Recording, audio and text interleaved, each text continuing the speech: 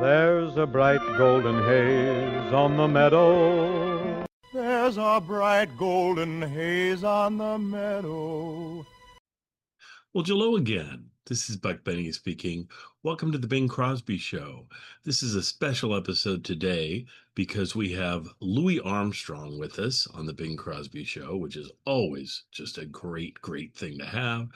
Plus, we spend our time on our pre-show with Rose Marie, who is, of course, started off as baby Rose Marie when she was, I don't know, 3 or something. And she was performing in front of audiences from that point until after I talked to her when she was in her 90s. And then she passed away shortly after I talked to her. So we'll get a chance to hear my interview with her from 2013. And she's just wonderful to hear. Her husband is on this episode. That's what makes it such a special episode. It's my favorite episode of anything she appears in. She was famous around this time frame for doing impressions of Al Jolson. But she did impressions of Al Jolson for years and years and years, even when she was far younger. But anyway, so I hope you're going to enjoy this episode. I'll keep my original introduction, so I want to keep this short. And just hope you'll join us each week for Bing Crosby whenever I can bring him, just because he's so good. His shows are so amazing. He has such amazing guest stars on his shows that they're just a delight. So without further ado, here is the Bing Crosby Show. When whippoorwills call and evening is nigh, I hurry to my blue heaven. Turn to the right, there's a little white light, will lead you to my blue. You'll see a smiling face, a fireplace, a cozy room, a little nest that's nestled right where the roses bloom. Just Molly and me, and the baby makes 3. We are so happy in our blue heaven. Well, all the whippoorwills call, and the evening is nigh. I kinda hurry to my blue heaven. You make a turn to the right, and there's a little white light. It's gonna lead you to my blue heaven. You'll see a smiling face, what a fireplace, a cozy room, a little nestle that's a nestled where the little roses bloom, because it's Molly and the baby makes 3. We're kinda happy in our blue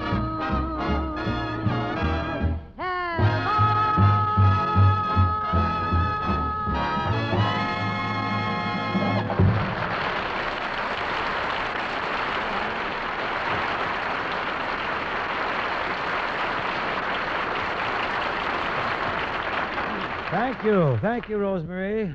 Gee, that was great. That really come on fine. Well, hello again. This is Buck Benny speaking. It's 2016, and I thought I would come on to do another quick intro to this podcast. We're going to have an interview with Rosemary that I did in 2013, and this is the best part of the interview, in my opinion, because it's just wonderful to hear her talk about how much she cares about her husband who died in 1964.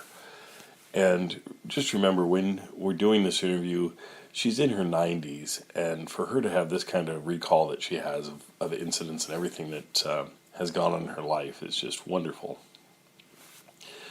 But I thought I would also mention that even without the interview of Rosemary, which takes this and knocks it out of the park for our podcast, but the actual show, the Bing Crosby Show, from what is it, 65 years ago, right? Yeah, 65 years ago this year. Just is a quintessential Bing show. Bing just feels totally at ease and totally smooth in his delivery of both the songs and the interaction with the guests. And his guests with Rosemary and Louis Armstrong, who I don't talk about at the podcast. I mean, who would think you'd have a introduction that has Louis Armstrong in the actual show and you wouldn't talk about him too much? But I've talked about him in other episodes. I mean, Louis is amazing, and just the interaction between he and Bing on this episode is stellar. So you are in for a huge treat. They just don't make entertainment anywhere in the ballpark of this anymore.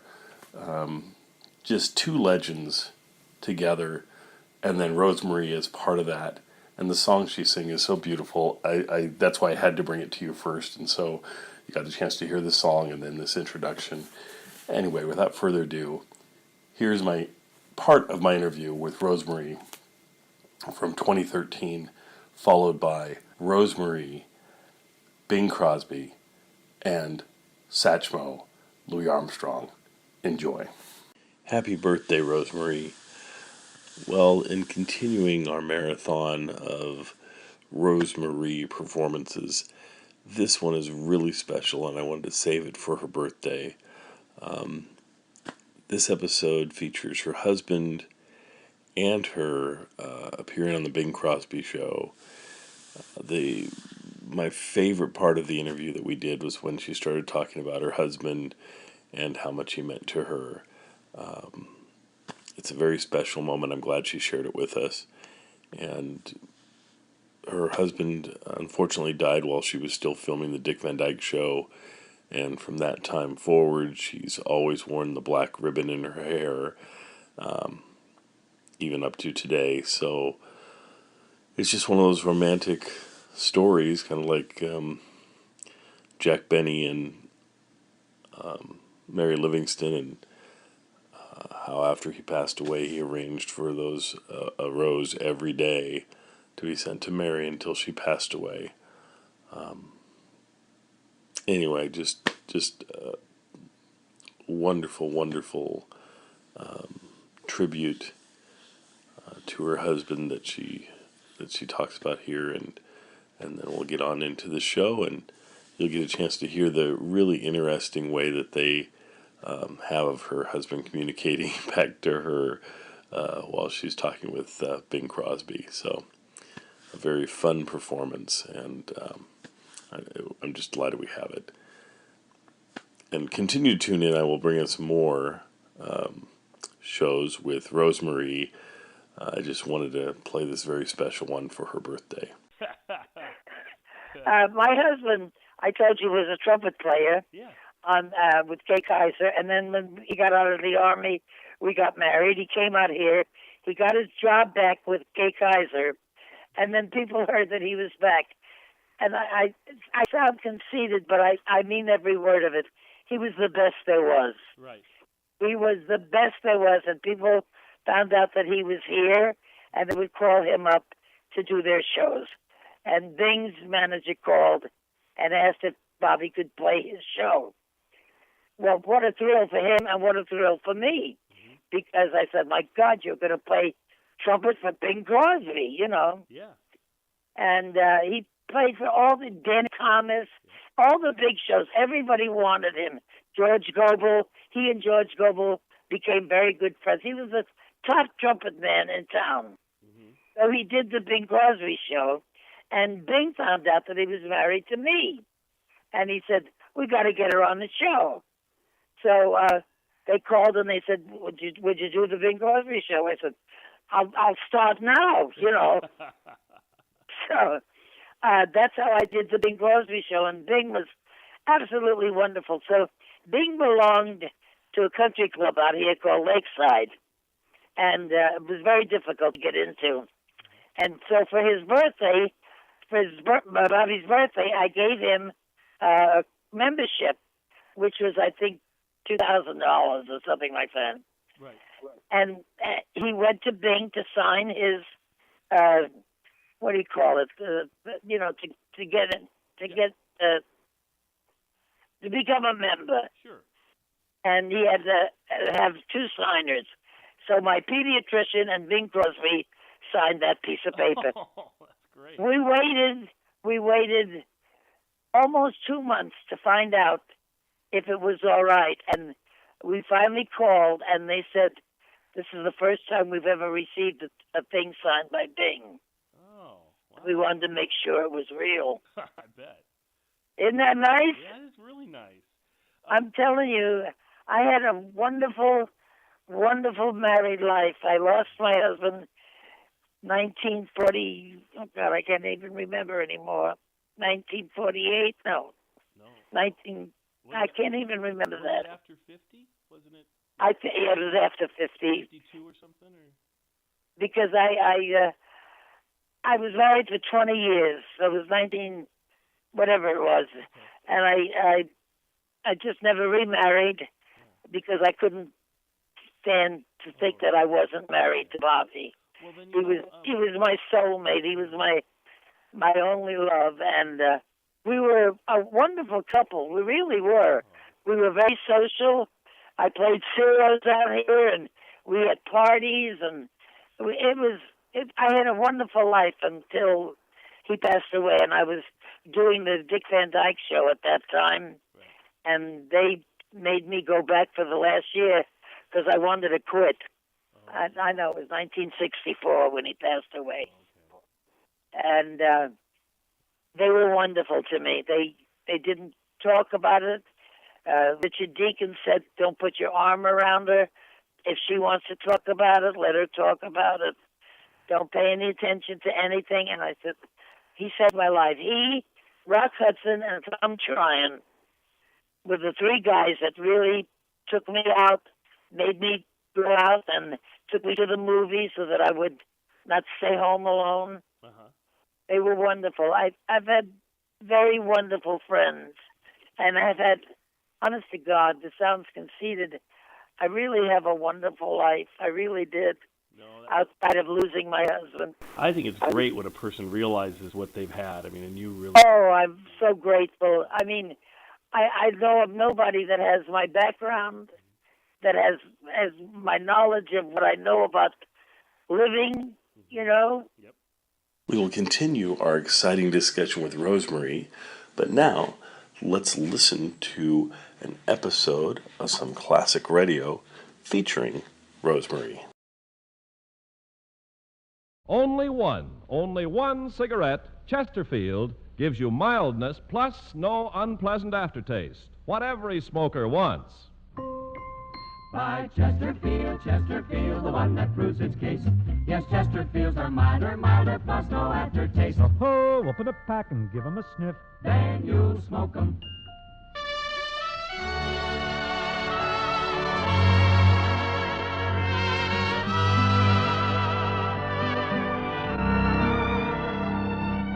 Someone waits for me.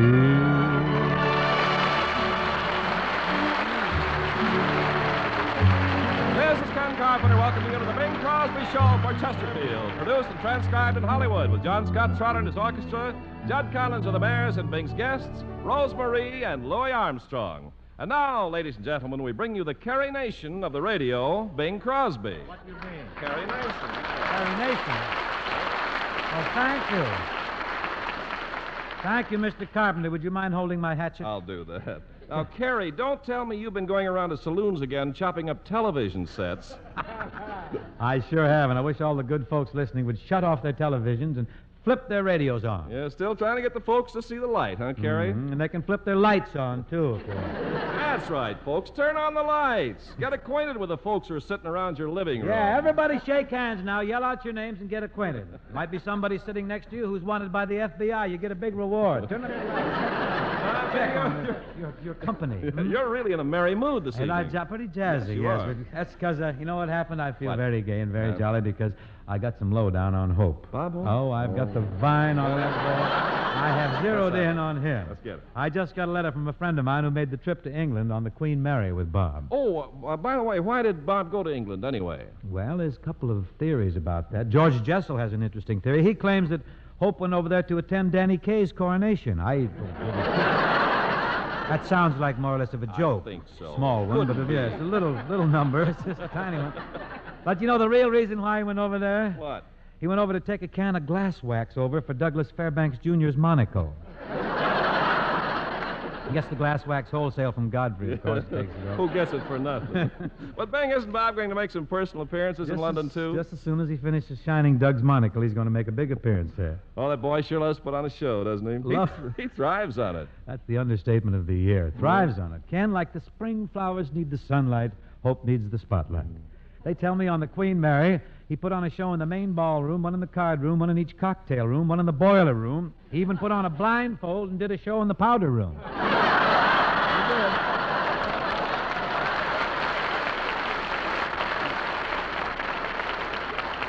Well, I'll say one thing for Bob. He fits in anywhere.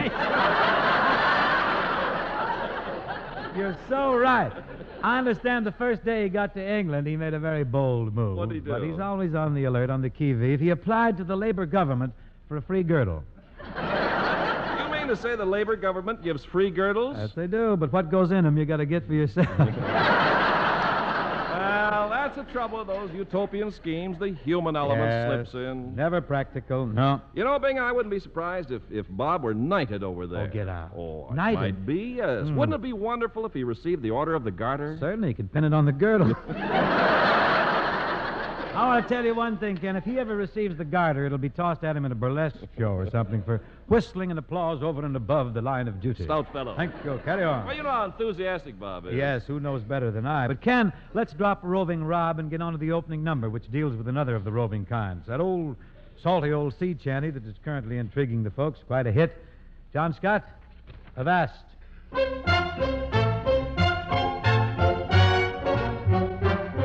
She had a dark and a roving eye, and her hair hung down in ringlets. She was a nice girl, a proper girl, but one of the roving kind. As I cruised out one evening upon a night's career, I spied a lofty clipper ship, and to her I did steer. I hoisted out my signals, which she so quickly knew, and when again I smiled at her, she immediately hove to. She had a dark and a roving eye, and her hair hung down in ringlets. She was a nice girl, a proper girl, but one of the roving kind. Oh, pardon me, she says to me, for being out so late. But if my parents heard of this, oh, sad would be my fate. My father is in politics, a good and righteous man. My mother tends our humble home, I help her all I can. He took her for some fish and chips and treated her so fine, and hardly did he realize she was the roving kind. I kissed her lips, I missed her lips, and found to my surprise she was nothing but a pirate ship rigged up in a disguise. She had a dark and a roving eye, and her hair hung down in ringlets. She was a nice girl, a proper girl, but one of the roving kind. So come all ye good sailor men who sail the wintry sea, and come all ye apprentice lads, a warning take from me. Beware of lofty clipper ships, they'll be the ruin of you. For 'twas there she made me walk the plank and pushed me under too. She had a dark and a roving eye, and her hair hung down in ringlets. She was a nice girl, a proper girl, but one of the roving kind.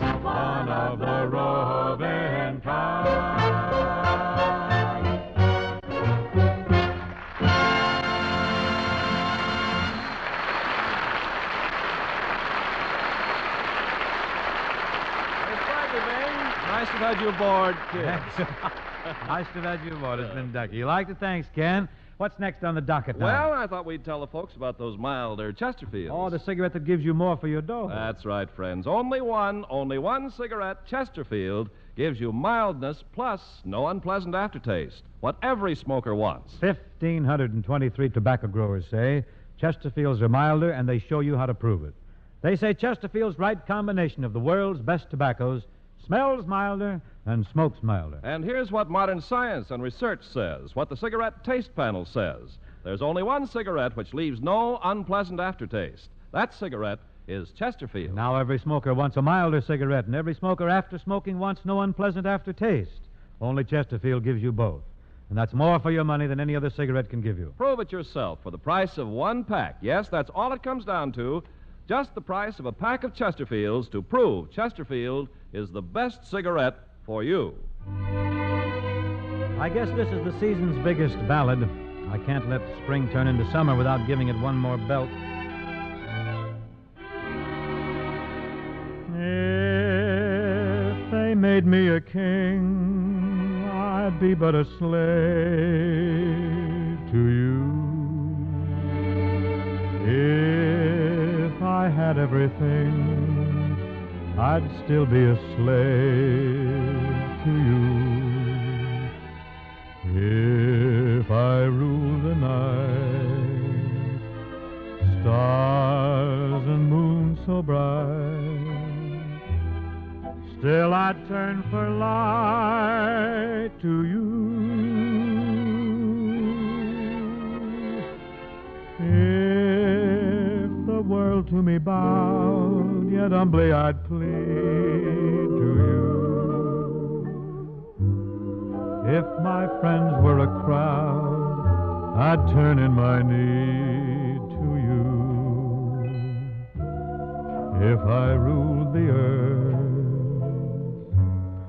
what would life be worth if I hadn't the right to you?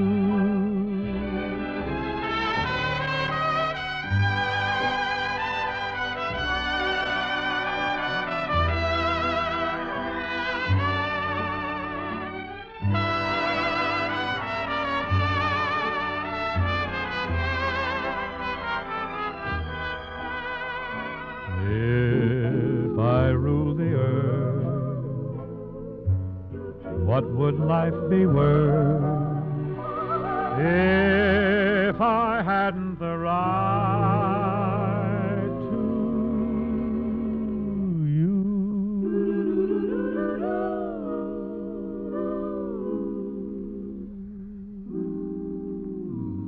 Finish yet, will you?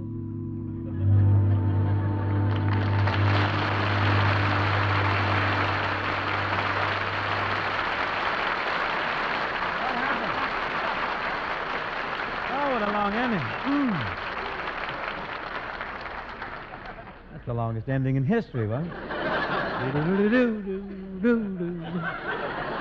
Thank you very much anyhow, kids. Ladies and gentlemen, our first guest for this evening is a very charming young lady. Very talented, too. A smash dynamite vocalist. Started out in show business, this girl, when she was just a baby. And as baby Rosemary, she was a great hit with her singing and her impersonations on the radio. She's grown up now, and recently she's been doing some fine work on that medium called television. Folks, here's Rosemary.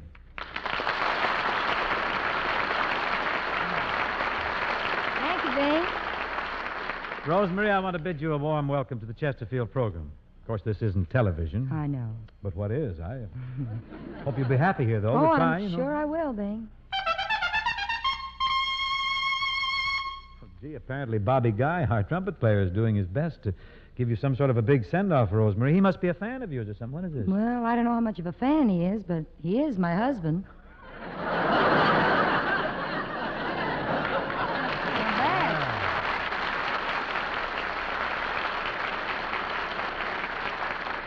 See what happens? I gave him a solo in If, and it went to his head. He wants to play all through. It's nice to have a cornet player in the family. I wouldn't be without one. Have a guy can blast a hot chorus for you once in a while. You know something, Rosemary? It seems like only yesterday to me that you were just a baby working in show business. Hard for me to believe that you've grown up. Well, kids grow up. I know. I got them growing up all around me. you must have started pretty early, huh? That's right, Bing. I started singing professionally when I was 3 years old. Think of that. And I retired when I was 5 years old. Oh, those were the days. You could put something away then, couldn't you?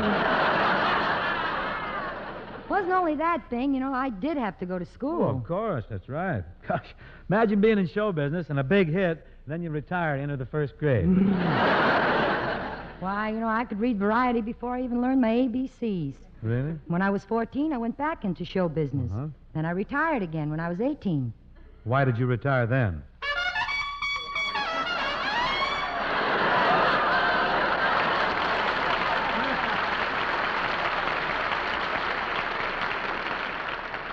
I never heard him play better. Imagine starting out to work when you're only 3 years old. That's fantastic. When did you start to work, Bing? Well, there's those who claim I haven't started yet. What are you going to sing tonight, Rosemary? Well, I thought maybe I'd do a little bit of My Blue Heaven. Oh, I love Can that I go tune. for it? I love it. I'm sure you'll have no trouble with Mr. Trotter's orchestra, especially in the trumpet department. Watch.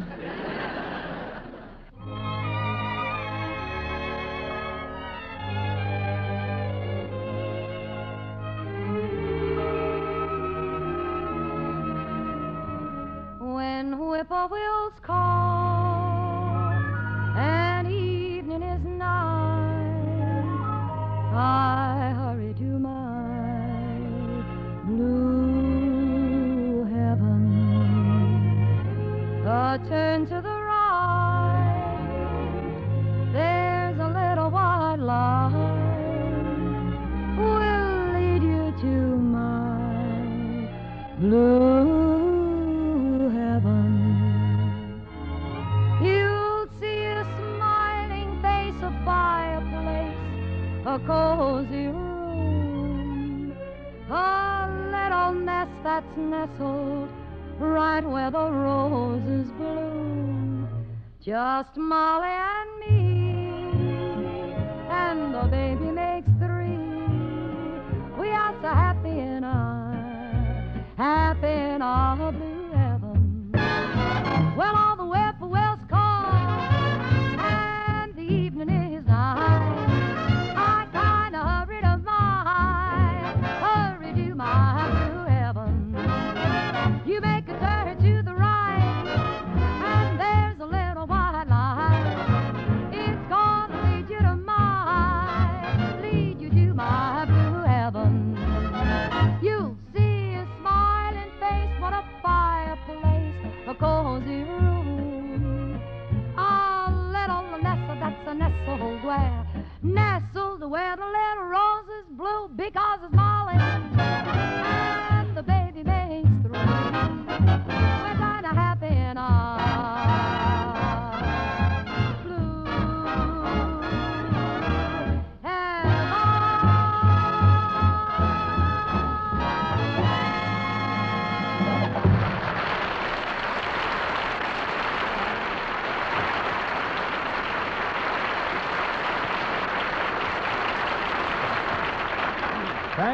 Thank you, Rosemary.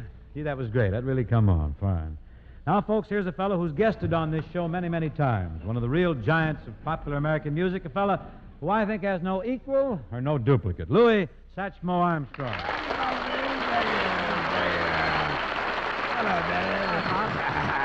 How's things at the Tiffany Club? Oh, got it moving, walking? She's jumping, Look, Daddy. what are you going to do for us tonight, Lou? Well, I really don't know. I haven't given it thought much yet. You haven't given much thought. Well, we don't No. want to crowd you, but you're going to think of something, ain't you? Well, I see some pretty clever cats there in the Let's band see who we got there. back there. Yes. Well, real. we're bound to stumble on something, you know, if I get with them there. This is certainly the program for it, Lou. And this is the place, all right. Well, you get those cats stumbling around on something, and I'll just sort of back away. Okay, Daddy. You ready? Brother Charter? Are you ready to start her? What are you going to play? I'll get over here with the cats, eh? Sunny side on the street. Sunny side of the street is over yonder. Ready, Lou?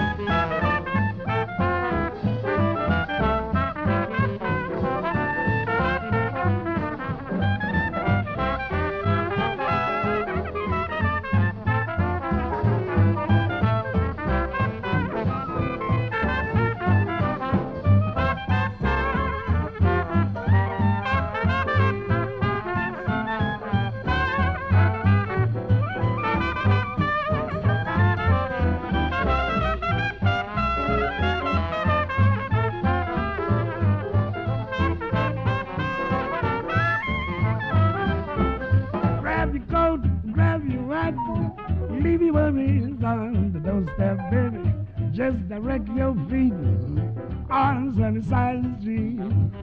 Can't you hear that fiddle band? Happy to yourself, baby. Life could be so sweet.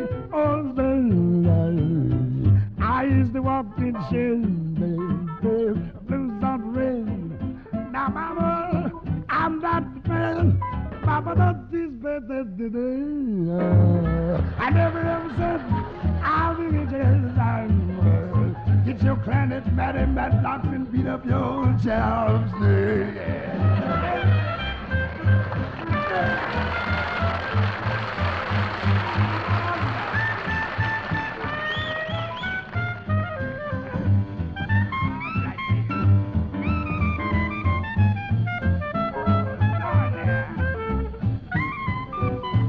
Brother Taylor coming up.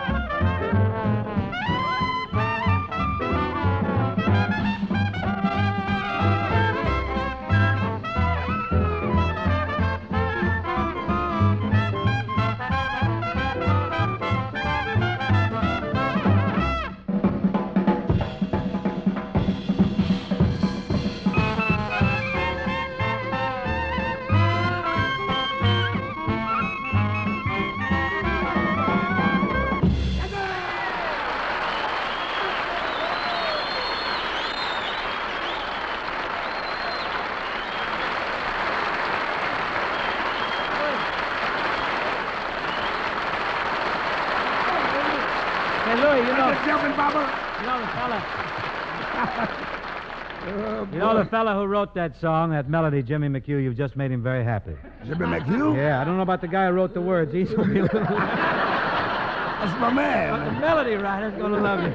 And folks, the clever cats that Louis mentioned in there with him, supporting him, were Matty Matlock on the clarinet, and Johnny Sayre on the drums, Phil Stevens on the bass, Perry Bodkin on the guitar, Mel Hankey piano, Bill Taylor on the trombone, and Jack Cheney on the tenor. Say, Louis. Yeah, Papa. You know Nick Kenny? Of course you do. You know Nick, the bard of the New York Mirror, the poet laureate of Rockingham Park. He's written a new song, he and his brother Charles. It's called a thing called Gone Fishing. Well, I hope it's catfish. Don't mention any kind of fish you want. It's not specific, just any old kind of fish. But my point is, Satch, that this is sort of a lazy, drowsy, easy-going song about a fellow who hates work. All he wants to do is go fishing. Well, is this song dedicated to you, Daddy? No, I think Nick had you in mind when he wrote it. Well, I don't object to going fishing as long as I don't have to walk uphill. That's all that's out of it. There you go. I told you this song was about you. Well, I ain't lazy. I'm just blessed with a lack of ambition, that's all. What do you mean you ain't lazy? Why is it then that every time I stop by your ranch, I can never find you? Oh, that isn't a ranch, Daddy? No? No, I just raised a few fryers on the thing. And you sure know how to fry 'em, too. That's if I ever can find you home. But how come you can't find me? I'll tell you why I can't find you. Every time I go out to your place, you gone fishing. How do you know? There's a sign upon your door. Mm-hmm. Gone fishing. All real gone, Daddy. Gone. You ain't working anymore. Well, it could be, you know. There's your hoe out in the sun, where you left a row half done. You claim hoeing ain't no fun. I can prove it, though. You ain't got no ambition. Gone fishing by a shady, wady pool. Shangri-La. Really, la. I'm wishing That's what I mean. I could be that kind of fool. Shall I twist your arm? I'd say no more work for mine. Welcome to the club, Daddy. On my door I'd hang a sign, gone fishing. Instead of just to wishing. Papa Bing, Yeah. I've stopped by your place a time or two lately, and you weren't home either. Well, you I'm know a busy that. man, Louis. I got a lot of big deals cooking. I was probably tied up at the studio. You wasn't tied up, your dog. You just plain old gone fishing. There's a sign up on your dog. Well, don't blab it around, Pops. Keep it shady. Gone fishing. Got me a big one staked out. I got You ain't working anymore. I don't have to work. I got a piece of Gary. Cause I have the twins on that detail. They each take a side. don't give a darn. I give them 4 bits of cow and hand lotion. You just haven't seen it too long. Well, you taught me. You ain't got no ambition, gone fishing. Got your hound dog by your side. Old Cindy Lou. Gone fishing.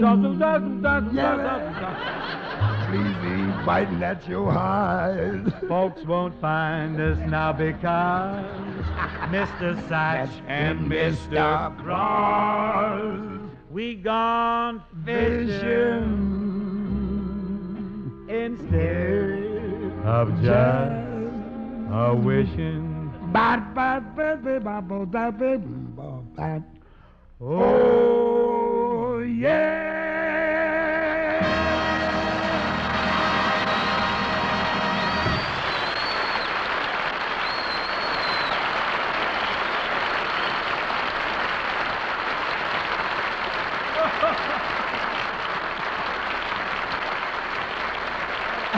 Thank you, Lou. He's a mighty man, ain't he? Man. Murderistic man, if I ever He seen is that the man murdered. Say, Bing, don't forget this Sunday daylight saving time begins. That's right, isn't it? Say, do I turn the clocks ahead or an hour, or we go back an hour? I never can Oh, remember. we turn them ahead an hour. Oh, that's what I was afraid of. What do you mean, Bing? I mean, we have an hour less this week to sell Chesterfield, so let's get to selling them. Oh, you're right. Friends, only Chesterfields are made of the right combination of the world's best tobaccos. That's why Chesterfields give you mildness plus no unpleasant aftertaste. Matter of fact, that's why Chesterfields give you all 3 of those ABCs, the most famous ABCs in the world. A, always milder. B, better tasting. C, cooler smoking. And only Chesterfield gives you this big plus, the biggest plus in smoking, no unpleasant aftertaste. Now you see why Chesterfield's ABCs mean more today, more than ever before. Always By Chesterfield, Chesterfield, the one that proves its case. Yes, Chesterfields are milder, milder, plus no aftertaste. Oh, open a pack and give 'em a sniff, man, you'll smoke 'em.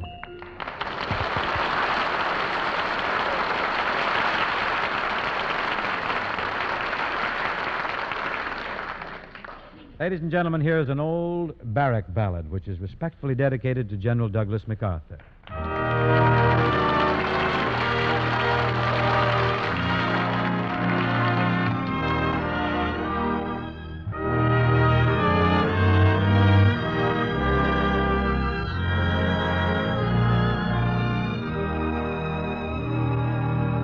Old soldiers never die, never die, never die.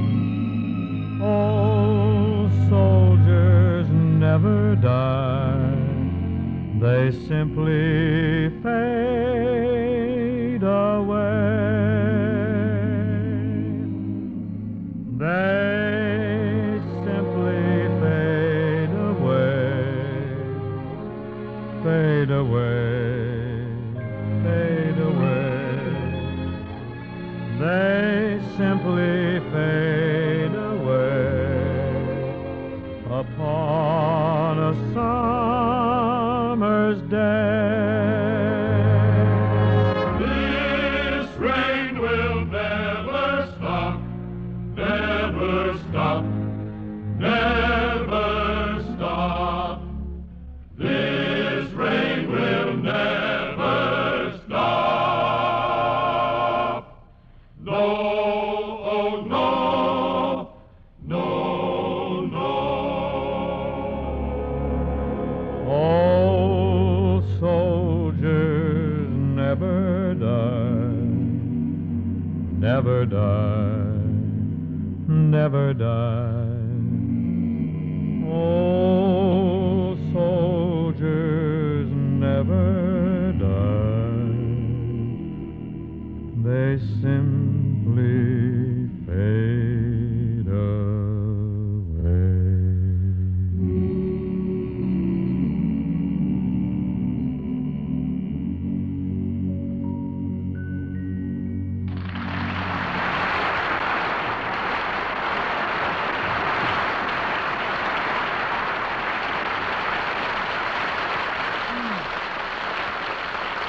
Thank you, ladies and gentlemen. And my thanks to Rosemarie and Louis Armstrong for joining us tonight. Incidentally, good luck to Rosemarie on her engagement at the Chicago Theater in Chicago. Who's with us next week, Bing? Next week, Ken, a couple of our old pals are going to be here. Our guests are going to be Mr. Bert Wheeler and Mr. Walter O'Keefe. Bert and Walter. Two fine, suave, urbane, unctuous gentlemen. See you next week for Chesterfield, folks. That's the best cigarette for you to smoke.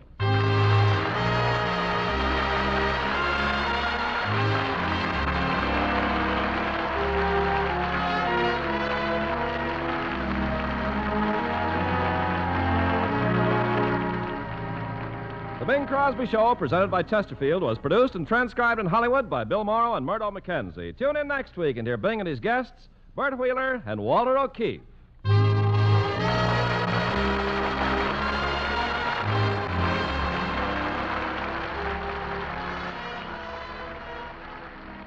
Folks, if you haven't sent for your copy of the new book, Tobacco Land USA, do it tonight. It's authentic, it's authoritative, it's revealing. You really ought to read it before you buy another pack of cigarettes. To get your copy of Tobacco Land USA, just put your name and address on a penny postcard and mail it to Chesterfield, Box 21, New York 8, New York. That's Chesterfield, Box 21, New York 8, New York.